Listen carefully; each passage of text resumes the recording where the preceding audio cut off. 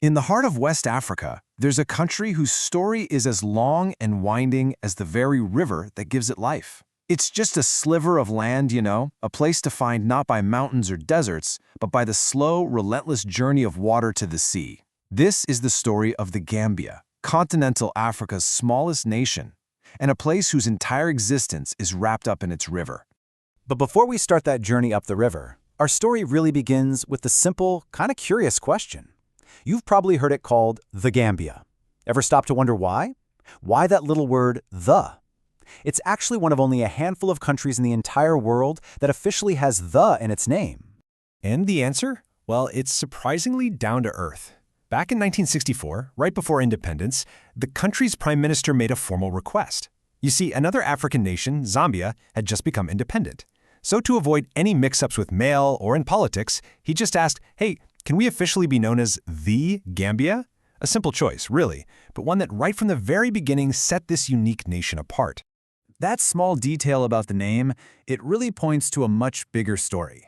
Because to truly understand the Gambia, you first have to understand how it was literally, physically shaped by water. The scale is just wild. At just over 11,000 square kilometers, the Gambia is this tiny enclave, a sliver of land almost completely swallowed by Senegal. It's a nation you could so easily miss on a map, but its geography is unlike anything else on the continent. The country's bizarre shape really tells a story of colonial ambition. I mean, those long, narrow borders, they're not based on ancient kingdoms or ethnic lines. Nope, they were drawn up in 1889 by Britain and France. The British controlled the river, this crucial highway for trade, and the French controlled all the land around it. And the result? A country that is basically just the river and its immediate banks. A colonial creation designed for one thing: access to the Atlantic. So, as we follow this river, we're not just moving through space. We're also traveling back through time, through centuries of a very complex and often tragic history. This river has seen it all. It witnessed the arrival of the British, the drawing of those colonial borders, the absolute joy of independence in 1965, and then a dramatic turn in 1994 that would define the nation for an entire generation. Because the river was so easy to navigate, so deep into the continent, it became a strategic hub for trade.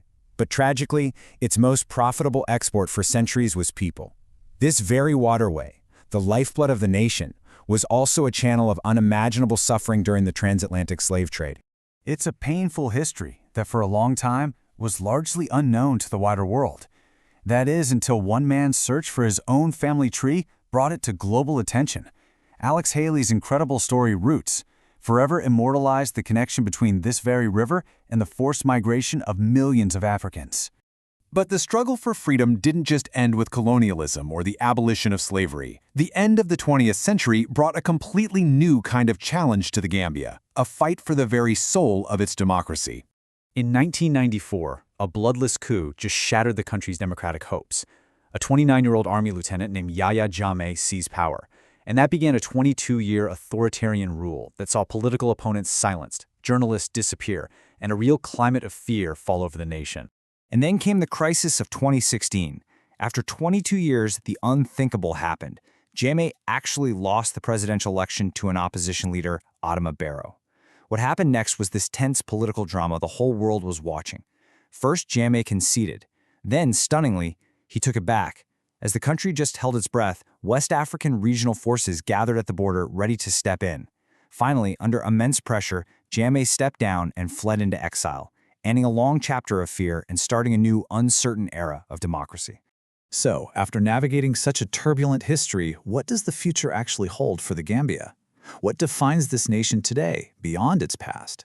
Well, first and foremost, it's the people. The Gambia is this rich mosaic of cultures. You've got groups like the Mandinka, the Fula, and the Wolof, among many others, and each one preserves its own unique languages and traditions. It creates this incredibly vibrant national identity. The modern economy, well, it still reflects its geography.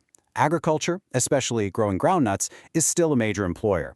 But today, the biggest piece of the pie, over half of its GDP, comes from services and tourism. The country has basically turned its greatest assets, its coastline and its river, into its economic engine. And all of this has earned it a fantastic nickname, the Smiling Coast of Africa. It's a reputation built on the genuine warmth of its people and the natural beauty of its beaches and rich wildlife reserves, which pull in visitors from all over the world. So the path forward is one of both great hope and some pretty significant hurdles. Under President Adama Barrow, the Gambia has taken some really positive steps, like rejoining the Commonwealth, but the challenges are real. Strengthening the democratic institutions that were worn down for decades, tackling economic issues, and, maybe most importantly, healing the deep societal wounds left by 22 years of authoritarian rule. Which leaves us with one last powerful question.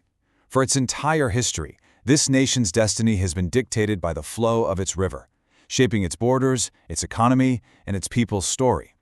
Now the question is, can this small country, the smiling coast of Africa, finally chart a new course, all of its own making?